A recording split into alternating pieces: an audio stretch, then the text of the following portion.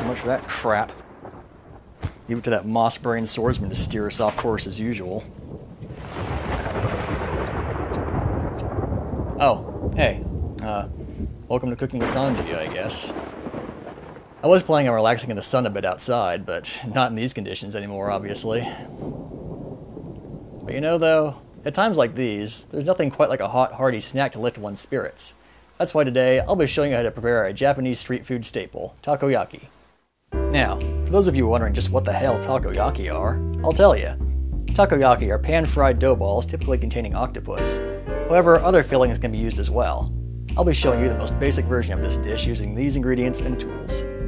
All-purpose flour, 2 eggs, Dashi Stock mix, some fresh octopus of course, cabbage, red pickled ginger, some soy sauce, dry bonito flakes, Japanese-style mayonnaise, which can be found at most Asian specialty markets, aonori, which is seaweed in a near powder form, takoyaki or okonomiyaki sauce, and some cooking oil.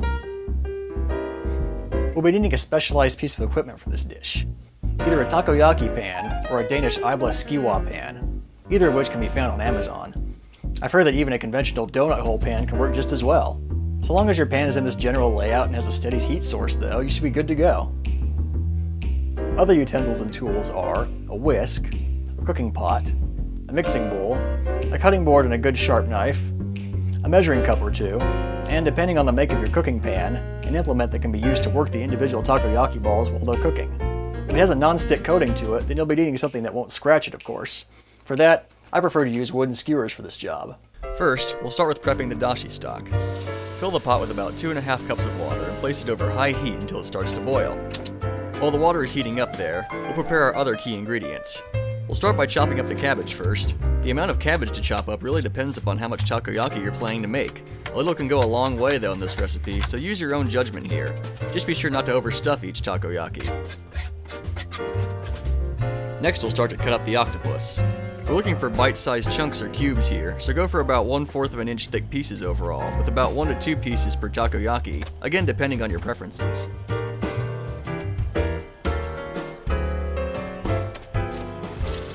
By this time our water should be boiling, so we'll move on to the dashi stock again.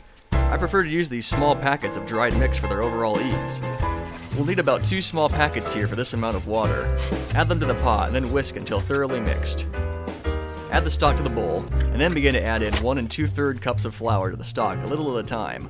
Be forewarned that if you add all of it at once, chances are you'll end up with a huge unruly mass, so take it slow and steady.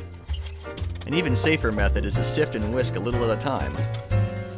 Once all the flour is added in, drop in about a teaspoon of soy sauce, and then add the eggs and whisk to combine everything together.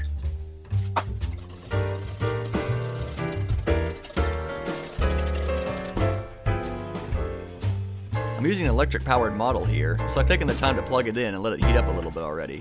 Add some oil to each mold you plan to fill up and let it sit for a moment to warm up properly. And now the moment of truth. Pour in enough batter to fill up each mold to the brim, then add the cabbage, and finally the chopped octopus. What we're looking for at this point is for the batter to begin to set up around the edges, such as here where the edges puff up a bit. Go in with your pick and work around the mold. If the ball comes out in one solid piece, it's time to make the magic happen. Insert your pick into the takoyaki and work it out of the mold, flipping it in the uncooked batter underneath the newly formed dome. Once this other side cooks through, you'll have a full cooked sphere. Check each mold the same way and flip as needed. Cooking time will vary depending on the type of pan you're using as well as the consistency of your batter, so just be sure to keep checking every minute or so.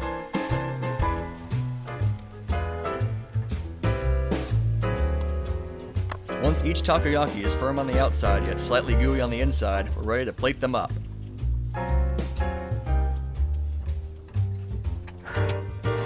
Now comes the toppings.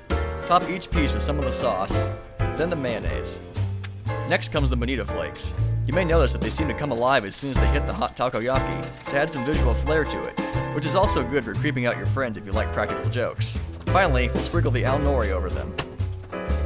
Place a bit of the pickled ginger on the plate, and we're ready to serve up some hot takoyaki.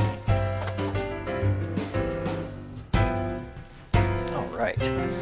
This is just the thing to make up for a bad day, you know? As usual, I hope you've enjoyed my episode. If you'd like to see more of my cooking and cosplay productions, follow me on Facebook on my AK Pirate Prince page, as well as on Twitter.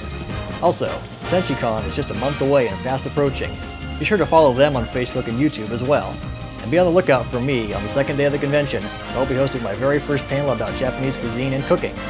Until we meet again, itadakimasu, bon appetit, and happy cooking, everybody.